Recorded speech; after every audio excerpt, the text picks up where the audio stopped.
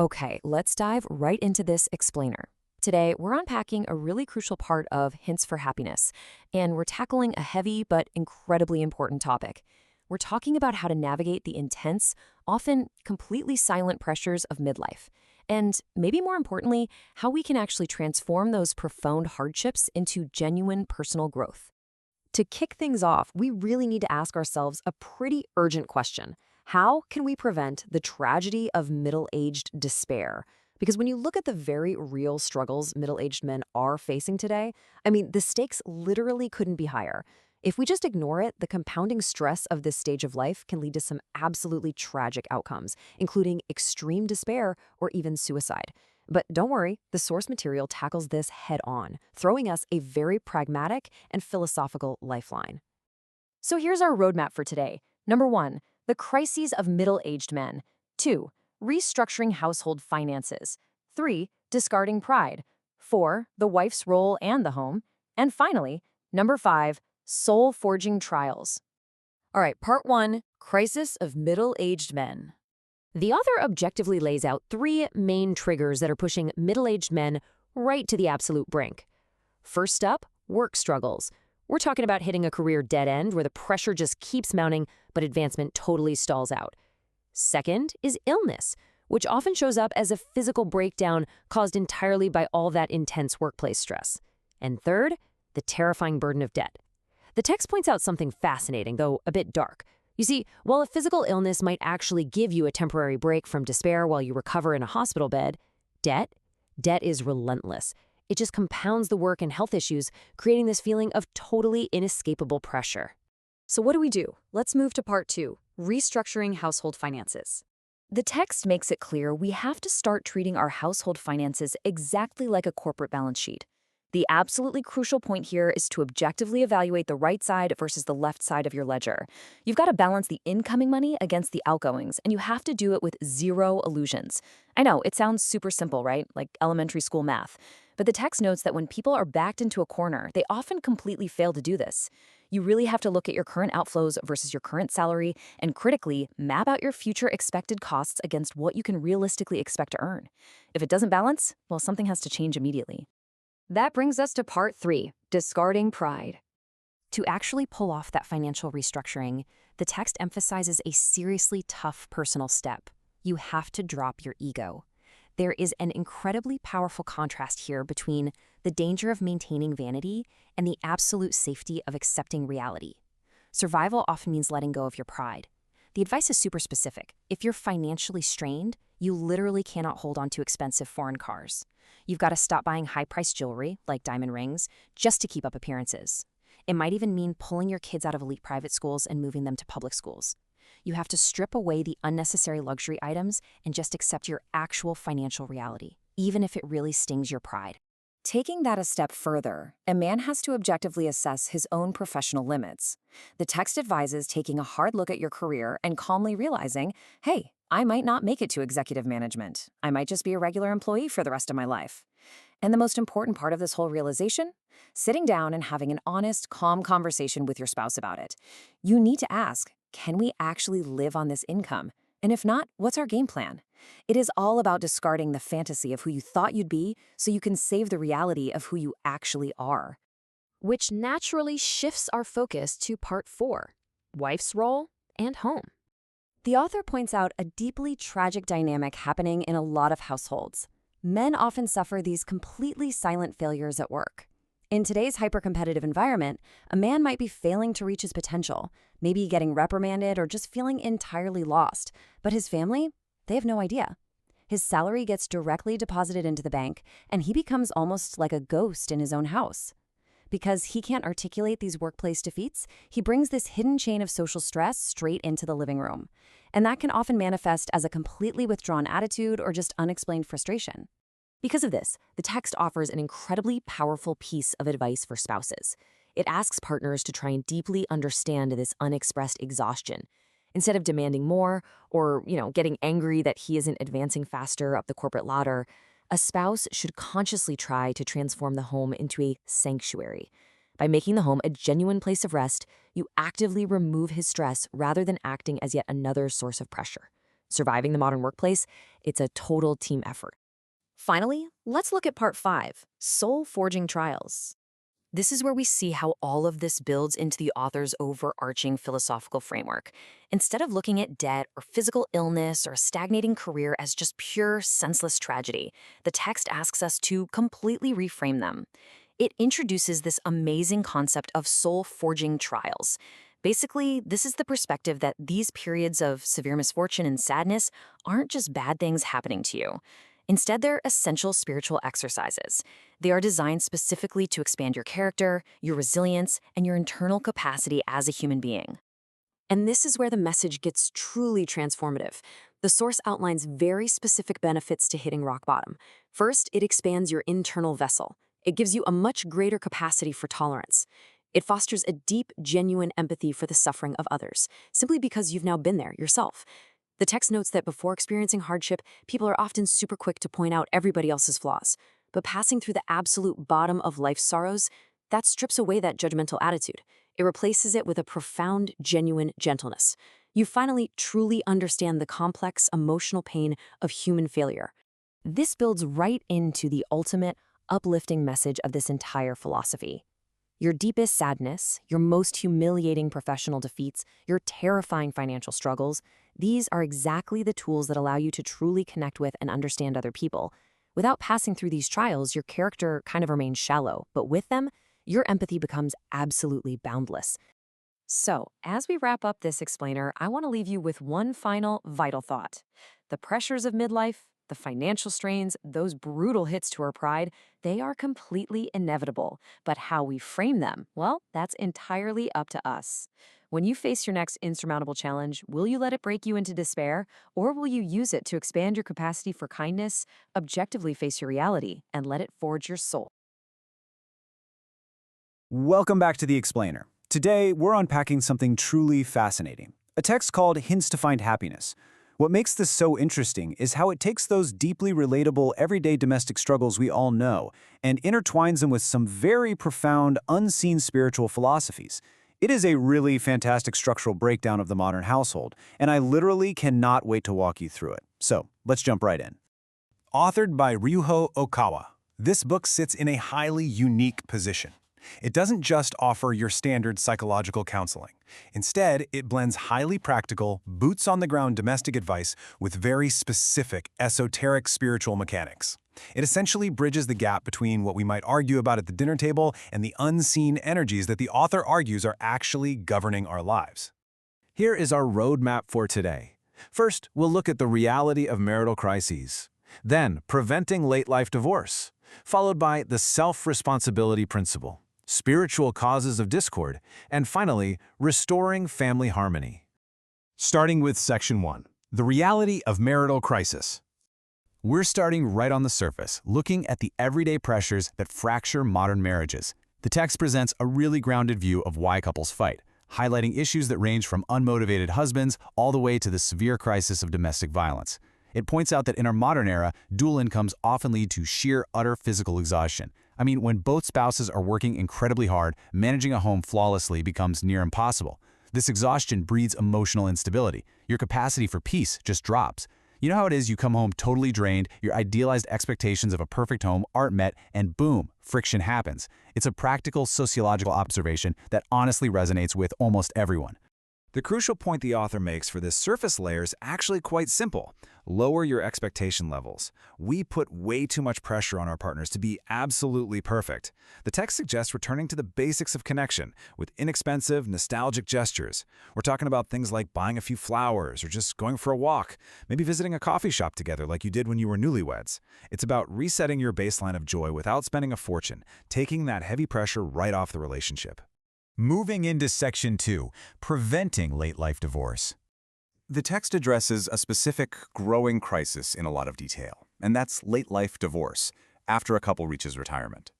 The author uses this really striking, almost brutal metaphor directly in the book. He says that husbands who were entirely devoted to their companies can become oversized trash, or sodagomi in Japanese, upon retirement. Think about it. If a husband has completely neglected his home life for decades, suddenly being home all day, every day, turns him into a massive, stressful burden for the wife. He doesn't know how to exist in the domestic space, and his wife completely loses her daytime peace. But the text gives a sharp warning to wives as well. It points out that it is highly dangerous for a wife to pour 100% of her focus and energy solely into the children, because eventually those children grow up and leave. If she hasn't intentionally reserved some focus, some energy, and a foundational connection for her husband, they're going to be total strangers when that nest empties. So, to prevent this late-life rupture, the book offers actionable steps that absolutely must be taken well before retirement hits. You can't just wait until you're 65 to figure this out. The text recommends establishing shared hobbies on specific days of the week, maintaining consistent, intentional dialogue, even if that's just a couple of times a month at first, and essentially co-designing a life plan for old age together. The whole goal is to gradually deepen the marital bond so that when the husband's career finally ends, you are stepping into a shared life you've actively cultivated rather than just avoid. Okay, Section 3, the self-responsibility principle. This brings us to the core philosophical hinge of the author's entire argument. We are now shifting from sociology and practical psychology to deep personal accountability. The text introduces the principle of self-responsibility. The author posits that everything in your life, including the success or failure of your marriage, is ultimately determined by your own free will. It demands thorough self-reflection. It actually goes so far as to say that even guardian spirits or higher powers cannot override your own deep-seated choices and mindset. If a marriage breaks down, it is ultimately a result of the choices and the spiritual state of the individuals involved. Basically, you are the architect of your own reality. Now, this is where our explainer takes a really fascinating turn. We've talked about stress, we've talked about retirement and self-reflection, but what if the root of severe marital disharmony isn't just everyday stress? What if it's something entirely unseen? Let's peel back that final layer. Section 4, Spiritual Causes of Discord. This is where we enter the esoteric layer, where the author attributes severe, intractable domestic problems to literal spiritual interference. The book diagnoses certain highly toxic behaviors, like relentless nagging, constantly fixating on a partner's flaws, or harboring deep resentments, as potential possession by what it calls a snake-type animal spirit. It even suggests that sudden, unexplained physical ailments, like nerve pain or severe headaches in the home, can be physical manifestations of this negative spiritual presence. It's a framework that treats toxic negativity not just as a bad mood, but as an invasive spiritual force. So how does the text say you deal with this? Well, importantly, the author notes that spouses act as a mirror to one another. If your partner is emitting negative, nagging energy and you complain and nag right back, you are actually feeding and strengthening that negative spiritual presence. You're aligning with it. Therefore, the absolute first step goes right back to that principle of self-responsibility. You must change your own mindset first, rather than trying to force your partner to change. Which brings us to our final section, restoring family harmony. Let's look at how the author says we can actively cleanse the home. The book uses a very vivid, relatable metaphor here. The author warns, do not become the family judge. When you act as a judge in your own home, constantly evaluating, criticizing, and finding your spouse or children guilty of minor infractions, you invite evil spirits in. This highly critical lens causes everyone in the house to view each other negatively, which completely destroys the sanctuary of the home. To drive these negative influences out, the text provides a literal step-by-step method. Step 1, as we just saw, is to immediately stop acting as the judge and stop complaining. Step 2 is self-awareness. You have to recognize when your bad mood is actually external negativity influencing you. And Step 3 is deepening one's faith and religious state. The author actually recommends playing religious discourses in the house, claiming that listening to these teachings, even quietly while you're doing chores or sleeping, acts as a sort of spiritual repellent. It fundamentally shifts the energy and drives evil spirits away. And that brings us to the end of our breakdown. It is an incredibly unique framework, right? Moving from the highly practical advice of buying flowers and sharing a life plan for old age, all the way to understanding our spouses as spiritual mirrors and actively cleansing the home's energy. It leaves us with a really profound question to reflect on. How might our own internal thoughts, our judgments, and the unseen energies we bring into our homes be shaping our everyday domestic reality? Thank you so much for learning with me today, and I hope this structured look gave you a fresh perspective on the hidden layers of marital harmony. Welcome back to The Explainer. Today, we're jumping right into a totally different, deeply spiritual framework for raising kids. We're unpacking Chapter 3 of Ryuho Okawa's Hints to Find Happiness, and honestly, it really challenges a lot of the conventional wisdom we're so used to today. It literally asks us to look way past the grades, the behavior charts, the daily grind, and instead view parenting through a profoundly cosmic lens. So looking at this specific book, it essentially asked us to toss out standard secular views of parenting. Instead of seeing a kid as just a blank slate or, a mini version of yourself, it introduces this completely spiritual worldview. It argues that actually understanding the soul of your child is the absolute master key to family harmony. To wrap our heads around this huge paradigm shift, we're going to follow a pretty clear roadmap today. We'll be moving from everyday household expectations straight into profound concepts like reincarnation and spiritual doctrine. All right, part 1, true elite education. We're going to start with how the author radically redefines what elite education actually means, and I promise you, it's probably not what you're thinking. This contrast here is absolutely brilliant. Normally, we think of elite education as cramming kids full of knowledge, right? The text points out that parents often fall into the trap of treating children almost like property, pushing them just to fulfill their own unfulfilled dreams. But flipping that completely upside down, the source argues true education isn't about forcing facts into a kid's brain. It's about recognizing that the parent and the child are entirely separate spiritual entities. It's all about discernment, not dictation. According to the book, a parent's ultimate goal is to discover what it calls tenbun, which translates to a heavenly gift, or the soul's nature. Think of it as the inherent spiritual direction a soul already brings into this world. So true education seeks to pinpoint this specific predisposition. You want to gently guide the child in the exact direction their soul is naturally pulling them, rather than fighting it just to fit some rigid societal mold. Now, moving on to section 2. What actually happens when this dynamic breaks down, especially when you see issues like truancy or kids acting out? Well, it's super interesting how the book frames stuff like school refusal, truancy, or even domestic violence. The text explicitly states that when these problems pop up, they are almost never just the child's behavioral issues. No, the child is acting as a spiritual mirror. They are literally reflecting the parent's own unresolved struggles, their spiritual state, or even hidden anxieties. And the crucial takeaway here is captured perfectly in this quote. If a kid is acting out, trying to somehow fix them with strict discipline or arbitrary rules, that's essentially impossible. The parent literally has to look in the mirror first. The source insists that parents must rebuild their own lives, self-reflect on their own emotional turmoil, and correct their own path before the child's behavior will ever actually change. It's a tough pill to swallow, but a fascinating perspective. Which leads us directly into section 3, the trap of false love or over-interference. This is a really fascinating psychological and spiritual concept. The text clearly juxtaposes true giving love against what it calls taking love. Now, giving love is exactly what it sounds like. True, solid support rooted in genuine trust for the child's totally separate soul. Taking love, though, that's a lot more insidious. It happens when parents, completely under the guise of caring, actually micromanage and over-interfere. The text even notes that sometimes parents unconsciously use their kids for stress relief. It's like treating them as a toy or locking them away in a safe but incredibly restrictive birdcage. To escape this, the book says parents have to actively stop this over-interference. They need to untie these spiritual bindings. The author points out that when parents forcefully push their own values onto a child, acting self-righteous and totally ignoring how the kid actually feels, it sparks this intense feeling of unfairness. That exact sense of being unjustly controlled by false love is precisely what often fuels fierce rebellion and juvenile delinquency. Okay, let's zoom out a bit for section 4, the meaning of hardship. Here we encounter the text's unique take on disabilities and severe physical challenges within this broader spiritual universe.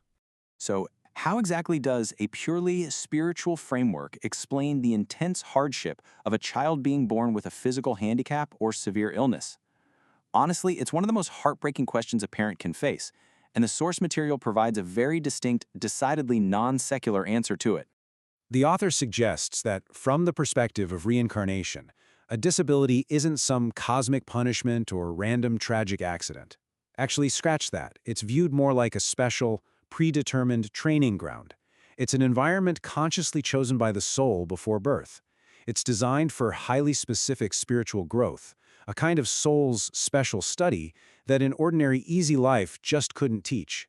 Plus, The text makes it clear that spiritual success isn't measured by comparing your achievements to someone else's. It's measured by how far the individual soul advances from its own unique, carefully chosen starting line. All right, finally, we arrive at Section 5. This is the source's ultimate solution for preventing juvenile delinquency and easing societal friction. The book asserts that the absolute root cause of most youth crime and rebellion is emotional disturbance. And where does that come from? The direct result of a lack of religious education within the family. Now, the text defines religious education not necessarily as shipping your kid off to a rigid institutional school, but as parents actually knowing spiritual truths themselves. It's about actively instilling daily habits of self-reflection, gratitude, and prayer right there inside the home. To actually put this into practice, the text outlines a few core steps. First off, parents have to learn and understand these spiritual truths themselves. Then, they've got to pass them down naturally, just through daily family life. As the child grows and reaches a certain age of awareness, parents really need to foster a strong sense of self-responsibility. The main takeaway here is that you can't just outsource this to secular schools. Parents absolutely must take charge of their child's spiritual foundation at home to prevent the deep-seated emotional turmoil that leads to delinquency. So whether you personally agree with this deeply spiritual, reincarnation-based lens on child rearing or not, the source leaves us with a truly provocative thought to mull over. If your child's struggles are truly just a mirror reflecting your own inner life, well, what is your reflection showing them today? It's a really powerful reminder of the profound and often totally invisible impact our own emotional and spiritual states have on the kids we raise. Thanks so much for joining me on this explainer, and I hope it gave you a really clear, structured look into a fascinating approach to finding happiness in the home. Hey everyone, welcome to this explainer. Today we're diving straight into some absolutely fascinating concepts from the book Hints to Find Happiness. We're zeroing in on Chapter 4, which, let's be real, offers a super structured, highly practical framework for resolving domestic friction and building a genuinely harmonious family. So, if you've ever felt like your home life could use a bit of a reset, you are in exactly the right place. Here's our agenda for today. First, how to brighten the home. Second, words to expel evil spirits. Third, navigating old age anxiety and family. Fourth, the link between mindset and dietary habits. And finally, the concept of soul 70%, body 30%. All right, let's jump right into Part 1, How to Brighten the Home. You know, whether we're talking about generational gaps, parenting clashes, or that classic age-old friction between a wife and her mother-in-law, keeping a household running smoothly is, well, it's tough. But in Chapter 4, the author introduces this really unique philosophy. What if our everyday family stress and even random physical ailments like sudden headaches or just feeling lethargic are actually linked to unseen spiritual influences? So instead of just looking at the usual psychological factors, this source material asks us to step back and consider the actual spiritual atmosphere we're creating in our living spaces. Which brings up a highly relatable question. Why does the atmosphere in some homes just feel so heavy? You know that feeling, right? Where it's just thick with constant criticism, rebellion, and negativity. Have you ever walked into a room and literally felt the tension in the air? The book argues that when a home lacks light and laughter, it creates this sort of vacuum, and that vacuum just pulls negative influences right in. Moving on to Part 2, Words to Expel Evil Spirits. So, to clear out that heavy, negative energy, which the text actually refers to literally as evil spirits, we really have to look at how we speak. An absolutely crucial piece of advice here is to stop acting as the household judge.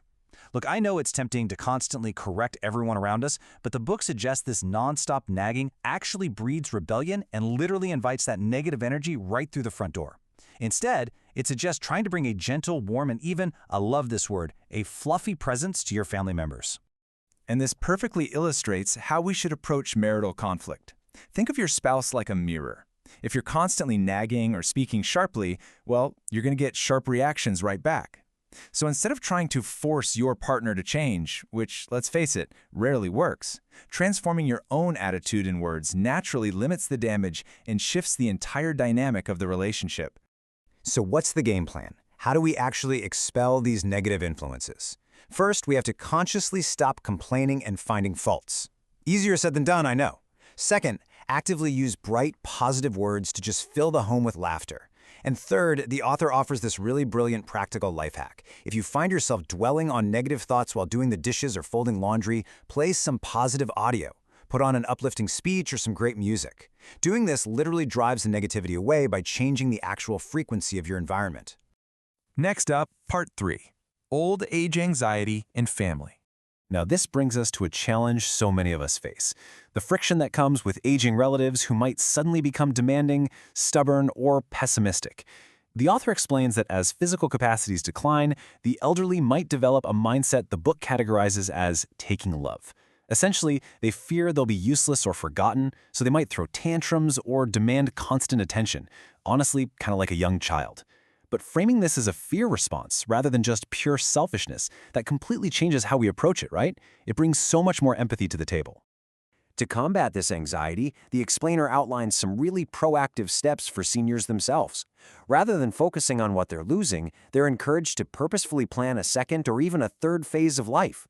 This means consciously speaking bright words, letting go of past grievances and pessimism, and gracefully passing the baton of leadership to the younger generation. It's all about allowing seniors to find genuine new meaning in their later years. All right, Part 4, mindset and dietary habits. Let's look at how our daily habits influence our home's harmony. The author draws a super fascinating dietary comparison here. They suggest that a shift toward a more Western, meat-centric diet is actually linked to an increase in our aggressive, fighting instincts. On the flip side, a traditional Japanese, vegetable-centric diet is linked to fostering a milder, way more patient mindset. So the argument here is that our dietary habits don't just affect our physical health, they're deeply intertwined with the spiritual tendencies of our minds, which directly impacts how we interact with our families. And finally, Part 5, soul 70%, body 30%.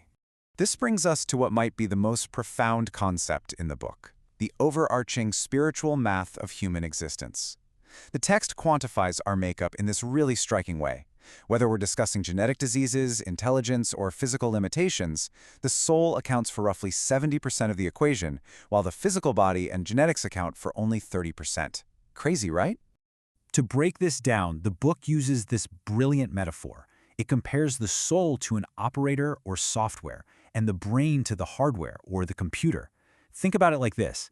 If the brain is the computer, it absolutely still needs basic physical maintenance, protein, oxygen, sugar, to function optimally.